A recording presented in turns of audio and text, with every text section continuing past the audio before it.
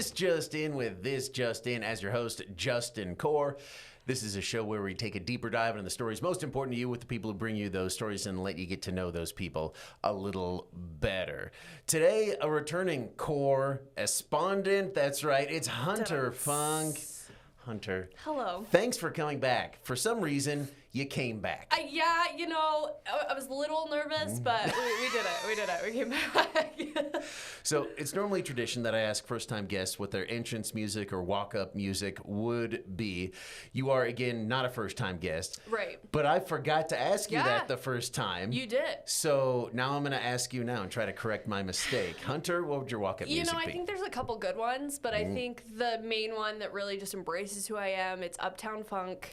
Hunter Funk, Uptown Funk. And there's a line, it goes like, Uptown Funk gonna give it to ya. And so in high school, everybody would scream, Hunter Funk ain't gonna give it to ya. So anyways, that was my like known song. Yeah. Fantastic. Cool. Yeah.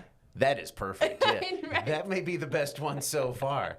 Fantastic. Yeah, All righty. Well, again, we play some of it, but we don't have the rights. They'd sue us for like $1 million. And so, like my singing's not that good, so. I bet it's great. Better than mine. We're going to talk about your awesome franchise, Inside Ag, in a moment. First, though, again, we're going to circle back to something we did talk all too briefly about the first time you were on. Volcano boarding. What? I mean, it's just a board in a volcano. That's not enough description. Okay, so studied abroad, just kind of recapping, studied abroad in Costa Rica. Nice. During college, and during that time period, we were able to kind of travel on our weekends, which our weekends were like 3 days at least. Yeah, Whoa. It was amazing. You This only had sounds like the best 4-day thing weeks. ever. Yeah. And so during that time, we had hit Panama, and then we went over to Nicaragua as well. And during that, they said it was like, on the thrill-seeking bucket list, and so we're like, we have to do this. Yeah. So we stayed at a hostel, and then you kind of go out, and you're wearing like hazmat suits, and you wear like a bandana. You look super cool. Okay, so let's slow down just a sec, because again, you continue to blow my mind with this. So you have a general idea what you're doing, but when you're putting on the hazmat suit, are you thinking like, maybe this isn't a great idea? No, I'm like, oh, I'm protected. Yeah. Like, at least I've got some coverings if I do biff it. I'm maybe boarding down hot magma, but it's like this thin, airproof like plastic is going to save me. Yeah, exactly. Cool. Yeah, so everything's okay. You wear little glasses, so you're fine. You got goggles on. Your eyes are protected. Yeah. So pretty much take a snowboard and sit on it and ride down the volcano. That's kind of what it looks like. Wow. Yeah. Okay. So again, I need to get some clarification. Is this an active volcano? Yes. What? I'm sorry, what? So, okay, let's preface. So right now, like what we're volcano boarding down is just pretty much like lava rock at this point. Okay, so like craters of the moon stuff? Yes, or is it, think of that, but like super steep. Well, I guess there's some steep ones over there. There is, but it's like that's like awfully jagged. Is it that jagged, or is it more like powdery? It's that jagged. What? Yeah, so it's kind of bumpy. But that's where the hazmat suit almost kicks in, is it's like your little protectant. But yeah, so but it is active, because they would tell us, they're like, all right, if you hear the alarms go off, everybody, that's the fastest you're going to want to go down. Like, at least you've got a board, because other people might not. You're already on your way down. Yes. So, but getting out of there, it was kind of crazy, because even getting out of there, there was, I think, a storm that had blown over a bunch of trees and stuff, and there's not, like, a good road to get there. It's just kind of what people have made it. So we had to, like, hack through trees to get around the situation. Also, fun fact, in Costa Rica and Nicaragua, you can't, like, if you get in a car crash, like, you can't move your car. You have to leave it. So even if it's like a fender bender, you can't pull it off to the side. You have to leave it. And that was another issue that we ran into. So anyways, fun facts. Another issue that you ran into was another car that you ran into? Well, we didn't run into the car, thankfully, but we had to we had to go around. There was just, oh my God. It was a mess. It sounds like the start of a disaster movie. I mean, that trip was very interesting. Yeah. My friend Sydney and I got punched for no reason. No idea. Yeah, there was a lot of things. We would just make this whole episode about this. Yeah, I blogged about it once upon a time. So if you want to go really deep into my, Just a bunch of great website. stories. Yeah. We'll probably just have to circle back about this apparent brawl or fight that you got into in Central America the next time you're on. We didn't do anything, I swear. Should see the other guy. No, We'll see. We'll see. It's all right. You're out of the country now. You can give me the lowdown. But again, that'll be next time on This Just In. Right now, let's talk about Inside Ag. Yes. Your really cool franchise. How did it start? So this really got started by our producer, also Kim. So we have Sierra and then Kim, and they were kind of head honchos of this brand. We had a seven listens, and they heard from a lot of people, specifically farmers, like, you guys need to do more coverage on this. And it's true. Boise, we kind of get bombarded with what's going on in the city. You sometimes forget to go outside of it. Well, then I joined the team in June, July, and from there they were kind of looking for somebody who could kind of take this under their wing with them. And so ever since I've been a part of it, I've been stoked. It's been incredible to be a part of the franchise. So Sierra, farm gal from out in the Parma area, and you kind of grew up on a farm as well? Yeah, I say kind of because it wasn't our farm that we grew up on. It was, but I also grew up on a farm. So my dad's side of the family, my mom's side of the family, both are farmers. My dad's side, he was running a fabrication shop with my grandpa. They were the ones to build a wheel line, and we say they were one of the first. They just didn't get it copyrighted and locked in. I know they missed that business opportunity. But they would fix a lot of farm equipment too. And then on the other side, I was riding in a combine with my grandpa, my mom's side, since I was a kid. So yeah. Absolutely. Really cool. So for people who haven't seen Inside Ag, what is it? What are you trying to do with that? So our goal is really to, one, educate. I think the biggest thing that we took away from farmers was people don't really understand what's going on. We get so stuck in our day-to-day busy lives, and you see food, it's being grown, but you don't really know what it is. Some people don't even know that it came from the ground and then it was brought to the grocery store, how it all works. Pretty sure it's all just grown in a lab, right? Right. Or no, it's just grown in the grocery store. Perfect. Yes. Exactly. Parking lot out back where they grow all that stuff. Exactly.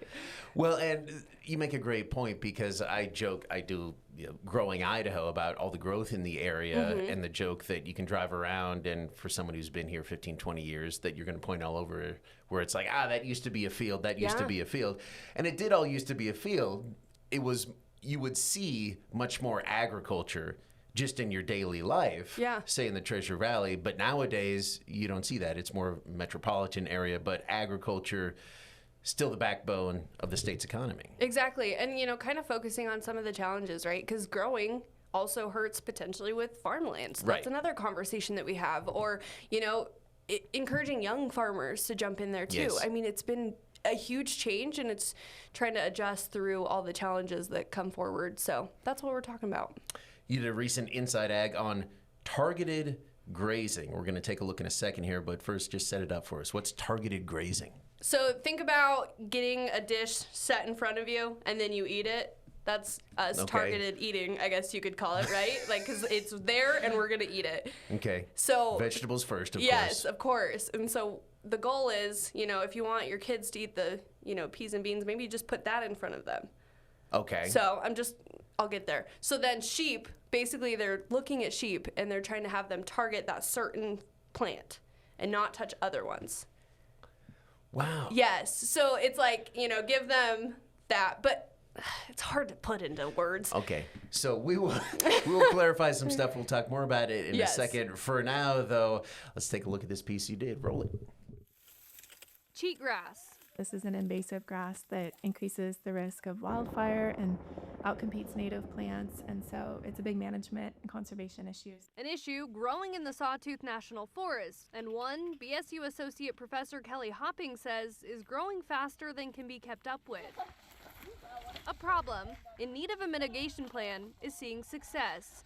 In 2022, Hopping, along with the U.S. Forest Service and sheep producers, received a grant to implement targeted grazing. We are seeing if we can adapt the way that sheep are managed in those areas where they're already grazing in the summer, but if we can change the timing and intensity to focus them where the cheatgrass is when it's green, we're seeing if we can help reduce it. Every fall and spring, the sheep are brought out to the researched areas to go eat.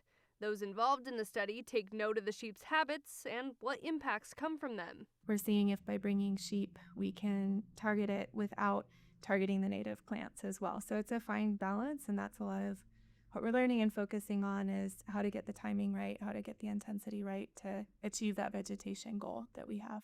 She says they've learned in the spring the native plants and cheatgrass turn green, so the sheep eat both. But in the fall, only the cheatgrass turns green as long as there's rain, so it's helping them understand the best time frame for grazing. They also found out the sheep are learning too. This last fall, we really saw, even without the herders guiding them closely, they knew where to go to the plots, and they would hit one and turn the corner and go to the next. And so it was just amazing to see their memory and their knowledge of the landscape as well. She says she's not the only one passionate about the project, but sheep producers too. This is an area that burned in a big wildfire in 2013, and it affected the areas where they are. So if they can be part of the solution for helping prevent that from happening again after they now have all this cheatgrass that came in after the fire and could perpetuate another fire, they're looking for solutions too. I think there's also a hope that if we can, by doing this research and finding what works, then we can make more informed management recommendations so the practice could be potentially adopted more broadly where it makes sense. So, Hunter, you were explaining to me why sheep are important to this process as opposed to like cattle or goats. Yeah, so the goal is to hit higher elevations. So Okay. cattle have been doing this for quite some time where they're focusing on certain plants, right? Targeted grazing. They're eating those certain plants that we don't want anymore. Okay. The problem is they're only going to go so high. So they're looking at sheep who can climb higher to target Gotcha. those. The biggest point, too, in that package was, they're learning that certain time periods are going to be better because, like, in the fall, you're going to see certain plants growing, and other times you're going to see other plants growing. So you want to try to make sure that they're not going to be eating good plants. They're only going Right. to be eating the bad plants, right? Which in this situation is cheatgrass. Mm-hmm. Well, and I was thinking about a story I did years ago on goats, like in the foothills, and where they will like target certain invasive species and certain plants that they don't want in those foothills at all. It seems like that's sort of a similar way with sheep and cheatgrass here. Yeah, 100%. Okay, cheatgrass.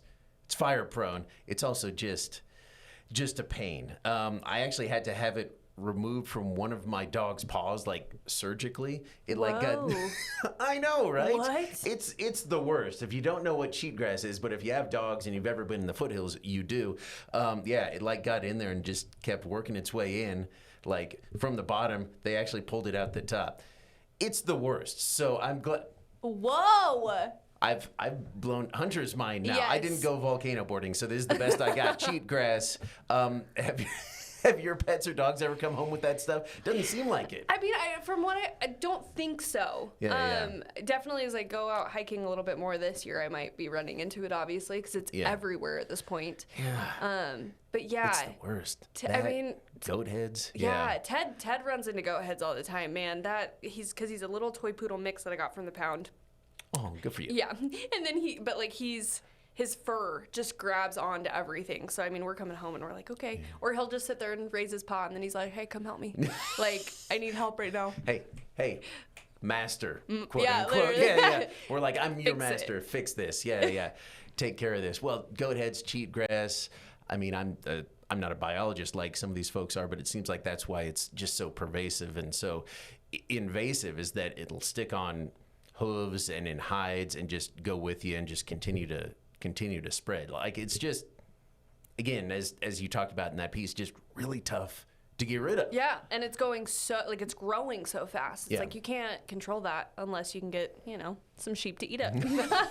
And targeted grazing, it seems like a great idea to use like what ranchers are already doing, grazing, and help in wildfire mitigation, which is something that fire managers are already doing. Part of me thinks like, wow, maybe we should have been doing this for a while. for a while. Yeah, no, 100%. I would agree with that wholeheartedly too. And now it's giving, the sheep producers the opportunity to graze in more places. Right. Because sometimes they're limited, and to have Yeah. more options is great. Yeah. It's like you can graze more places. Why don't you go up here where all this cheatgrass is? Put a little fire hat on them because they are firefighters. So where are we in the process of doing more of this? You talked about, is this just sort of a pilot program right now or a study? What do they do? So it's a study right now. Okay. I mean, they're seeing great results right now. Nice. They're really kind of figuring out that time period. I know that they've wanted to do it. They're working on getting more funding, and they want to do it for longer just to make sure that the evidence is clear and that they're doing more good than harm. Right. But they're learning a lot of good things. I mean, even with them like stepping into the dirt, they're learning that it's like doing good for our soil. So yeah, they're taking a lot into consideration. But studies like this on sheep specifically haven't been done in like, I mean, I can't remember how many years she said, but it's been a long time. Really? Yeah. Interesting. You consider the history of this state as far as sheep goes and all that. That's interesting, though. Yeah. Well, great. Inside Ag. Interesting. Inside Ag. If you miss it, you miss a lot. And you did another recent Inside Ag story about something called Kiss Franche. Oh, you Try made to it explain- way sweeter than I did. Way sweeter than the actual product as well. First, we're going to roll the piece. But first, maybe try to explain this beforehand. Or do we just roll this? I'll just roll the tape. Just roll it, Ani. Awaken your hunger. Surrender to your desire. For French fries. It is a high-end French fry-inspired lip balm. Kiss of French. We're always looking for ideas at the Commission on ways to promote Idaho potatoes and Idaho potato products. And a couple of times a year we get together and we have a brainstorming session where we're coming up with new ideas. Some of them are crazy, some of them not so crazy, and throwing stuff at the wall and to see what sticks. The latest idea of a luxury lip balm, released just in time for Valentine's Day, is just one of the many ways the Idaho Potato Commission has thought outside the box to promote Idaho potatoes. We've done an ice cream that's based on French fries and mixing it with a milkshake like people do. In the past, we've done a French fry scented perfume called Frites. And Frites went national. It was on the Kelly Clarkson show. Imagine women putting, ooh, hey, you smell like a potato. Anyway, it was such a hit, this potato cologne. The Idaho Potato Commission president says it sprayed further than just the U.S. I did an interview online in New Zealand about that. We had people calling from India and Europe, and it was crazy. It was all said and done. We had about 1 billion impressions through the media on that one. One of their goals is to continue staying relevant, and he says he's seen the change it's created over the years. People have really embraced potatoes. There was a time not too long ago, maybe 20, 25 years, where people were kind of not really proud of being from Idaho, but now we feel like it's really being embraced. While the commission creates fun products, it's not their sole responsibility, but it's to also represent the potato growers of Idaho. We're also very involved in research for potato varieties and disease control and storage, and trying to do the things that help our farmers be more successful in what they're doing. And I have to say that none of this would be possible without our great Idaho potato farming families. It's not really a science, it's more of an art form, growing Idaho potatoes, and these generational farms here in Idaho just have it figured out, and they do a great job. So, Hunter, I love the line, where is it? We come up with ideas, some of them crazy, some of them not. And then the ideas that he talked about were all pretty crazy, like ice cream and perfume. You ever had potato ice cream? No, but I kind of think I'd be down to try it. That sounds fine, actually. Yeah. Because I've had chocolate milk with like a little bit of mashed potato in there. And it's, again, right? And you're like, was it good? Was it really? It actually was fine. Like, not a ton. Yeah. Like, you're not scooping it out like chocolate potatoes. Yeah. And an ice cream, for anybody who doesn't know, an ice cream potato doesn't actually have potato in it. It's just shaped like a potato. But anyway, also the perfume. And you tried this lip balm. Yes, it was great. No, Here's the thing. We got to get this out of the way. Idaho Potato Commission does an amazing job. Yes, they really do, though. Yeah, how awesome Idaho potatoes are, really world round. I've been around a little bit. When I tell people I'm from Idaho, they're like, oh, famous potatoes. If I'm at a restaurant, they're like, we only buy Idaho potatoes. Like, that's sort of their main mission. Awesome job. That being said, maybe they're not great at making lip balm. I mean, for what they're trying to do, they nailed it, And that's how I'm going to say it, because it was salty. Yeah. Oh, no. Yeah, so it tasted salty.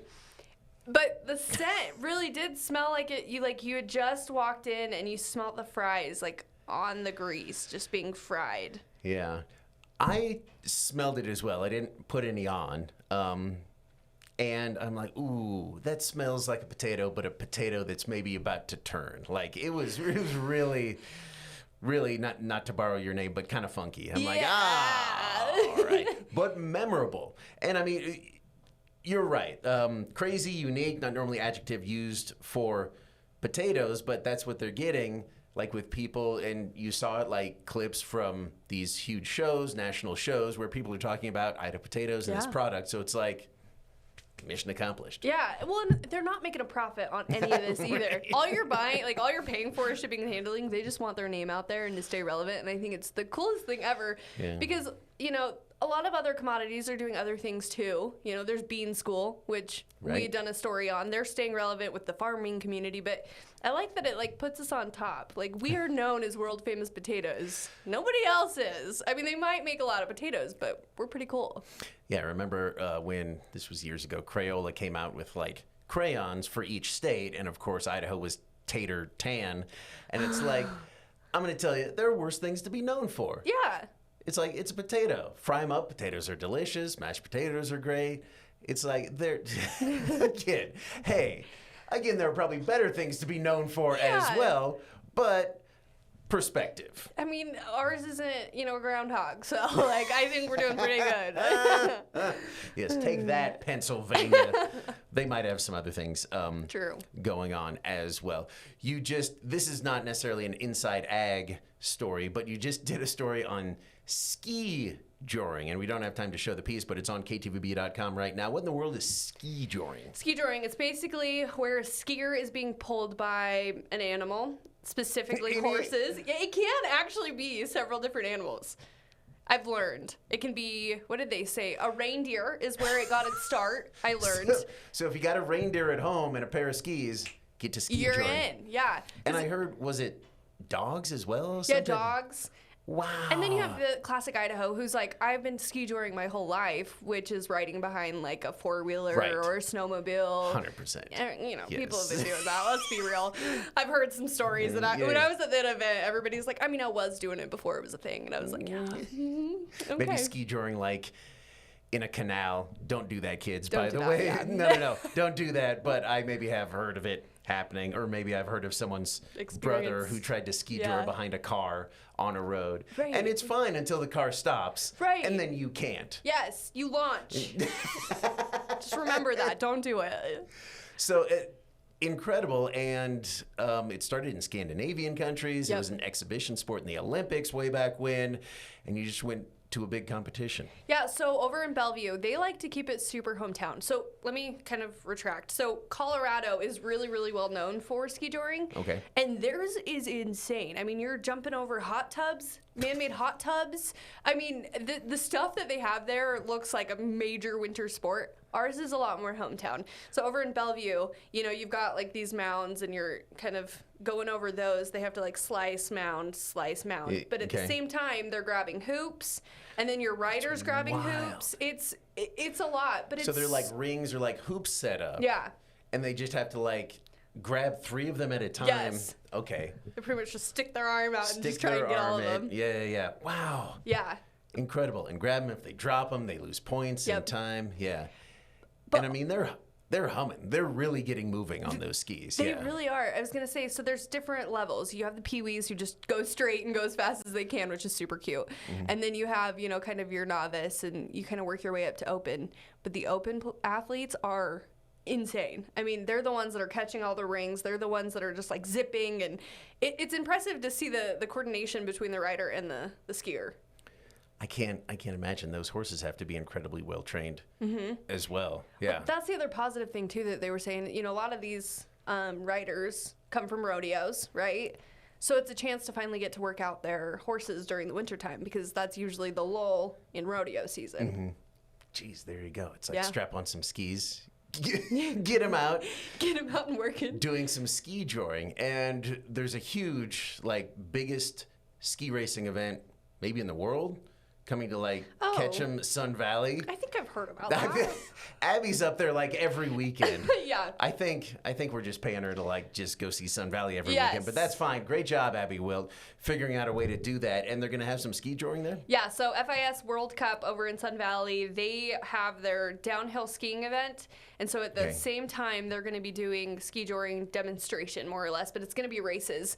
There's going to be 40 athletes, 2 runs total, but it'll be your really good athletes going into that. And their hope is to hopefully make it to the Olympics and make it an Olympic sport someday.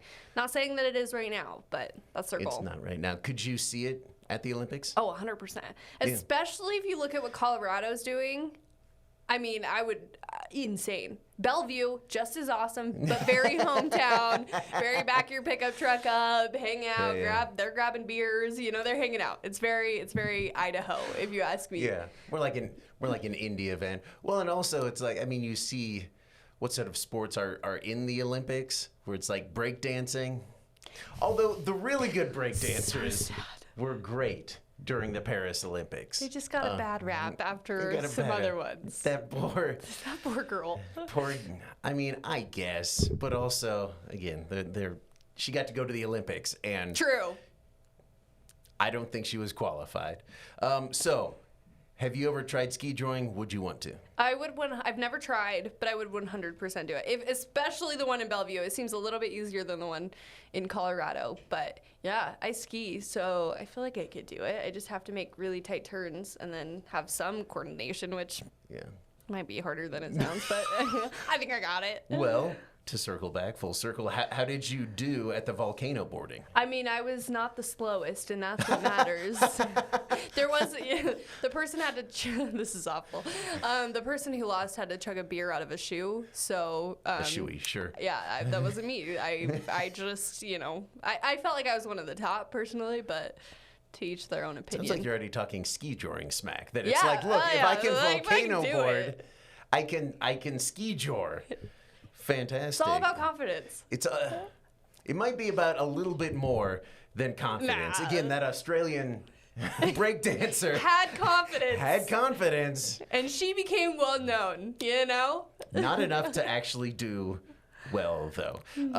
Hunter, thank you so much for joining us. If people want to watch Inside Ag on demand or live on the news, where can they do that? So Inside Ag is every Tuesday, 6 o'clock. Nice. So if you want to watch it live, that's your chance. If not, we have an Inside Ag tab on our website, so you can just click to that and then find all the stories that we've done.